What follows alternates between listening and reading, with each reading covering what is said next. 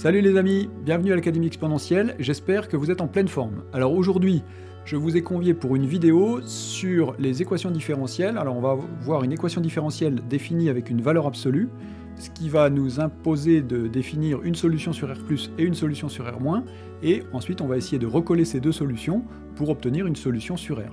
Donc si ça vous intéresse, eh bien installez-vous, comme d'habitude, la routine, les pouces, les abonnements, pour me soutenir et m'aider à développer la chaîne. Merci pour tous les abonnements qu'il y a eu ces dernières semaines, et sans perdre de temps, on passe sur notre tableau pour étudier notre équation différentielle. Alors à tout de suite.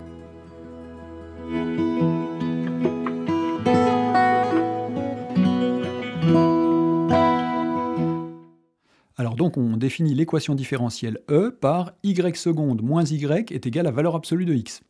Alors on voit bien que le second membre va être défini par x sur R+, et par moins x sur R-, ce qui va nous imposer d'avoir une solution particulière sur R+, une solution particulière sur R-, et donc d'avoir une solution définie par morceaux qu'on va essayer de recoller. Alors voilà, c'est l'objectif de l'exercice. Commençons par résoudre cette équation différentielle qui ne pose pas de problème, vous allez le voir. Donc on a une équation homogène, donc y seconde moins y est égal à 0. Du coup, on a une équation caractéristique qui va être r carré plus moins 1 est égal à 0, ce qui va nous donner que r est égal à plus ou moins 1. Et donc, la solution homogène, donc YH, ça va être la fonction qui à x associe a exponentielle de 1x, donc a exponentielle x, plus b exponentielle de moins 1x, donc plus b exponentielle de moins x, avec évidemment a et b qui sont deux réels quelconques. Donc ça, c'est pour notre solution homogène. Ensuite, on va regarder la solution particulière. Alors, sur R+, qu'est-ce qu'on a comme équation? Y seconde moins y est égal à valeur absolue de x sur R+, ça fait égal x. Qu'est-ce qu'on constate? On constate que moins x est une solution évidente. Puisque la dérivée seconde de moins x, ça va faire 0, et donc moins x, ça va faire x, et on est content. Sur R-, on a donc l'équation y seconde moins y est égal à, cette fois, moins x, puisque valeur absolue de x égale moins x sur R-, et donc, dans ce cas-là, on a x est une solution évidente. Donc on définit les solutions sur R+, qui sont définies par x associe moins x plus a exponentielle x plus b exponentielle moins x, et puis sur R-, x donne x plus c exponentielle x plus d exponentielle moins x. A priori, si on a une solution définie sur R, il n'y a pas de raison que a soit égal à c et que b soit égal à d. A priori, ça peut être des réels différents.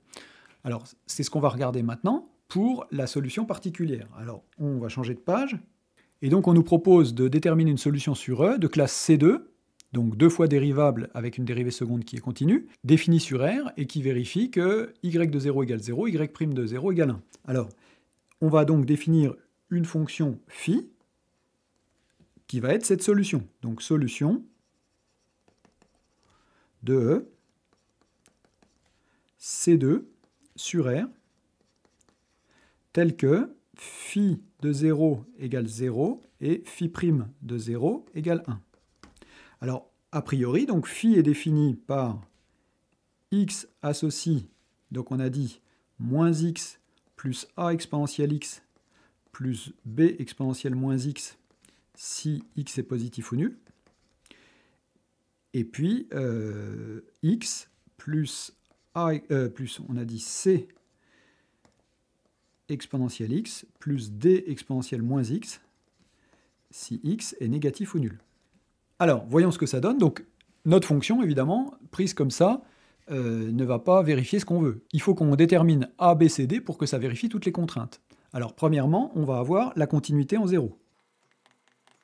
Qu'est-ce qu'on a? On a phi de x qui tend, quand x tend vers 0 moins, vers, alors, du coup, 0 plus c exponentielle 0 plus d exponentielle 0, donc vers c plus d.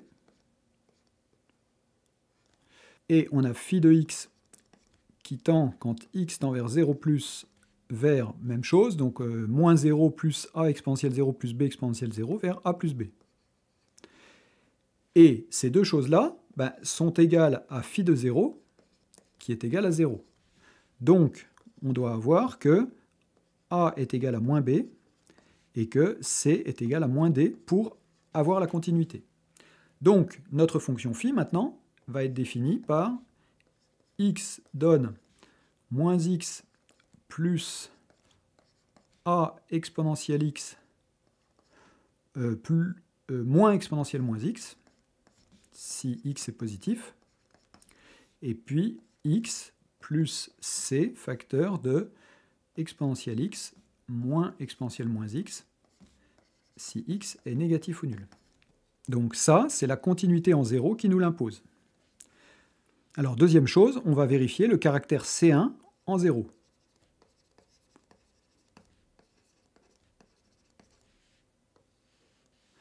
Alors, qu'est-ce qu'on peut dire? On peut dire que phi' de x est égal à moins 1 plus a exponentielle x et puis moins exponentielle moins x, donc plus exponentielle moins x,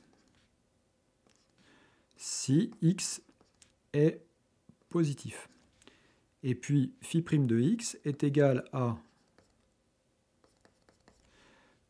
1 plus c facteur de exponentielle x moins exponentielle moins x, donc plus exponentielle moins x, si x est négatif. Donc, on doit avoir la limite phi' de x qui tend, quand x tend vers 0 plus, alors ça tend vers quoi? Ça tend vers moins 1 plus 2a, puisque exponentielle x et exponentielle moins x tendent tous les deux vers 1, donc ça nous fait a facteur de 2, et phi' de x qui tend, quand x tend vers 0 moins, vers 1 plus, pareil, 2c. Alors, je fais un peu de place, et on regarde quelle est la condition. Donc là, la condition, on se rappelle, c'est phi' de 0 est égal à 1. Comme notre fonction phi est censée être C1, la phi' de x, quand x tend vers 0 plus et quand x tend vers 0 moins, ça c'est censé être phi' de 0. Et ça aussi. Et donc, on obtient que phi' de 0 est égal à 1, qui est égal à moins 1 plus 2a, et qui est égal à 1 plus 2c. Alors ça, c'est équivalent au fait que 2a soit égal à 2, c'est-à-dire que a soit égal à 1, et que 2c soit égal à 0, c'est-à-dire que c soit égal à 0.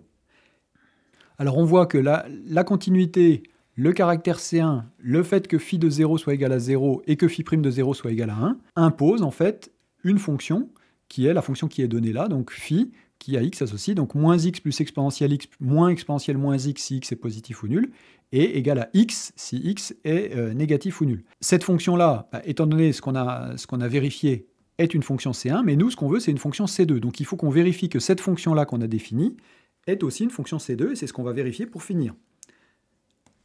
Donc le troisième point, c'est est-ce que phi est C2 sur R?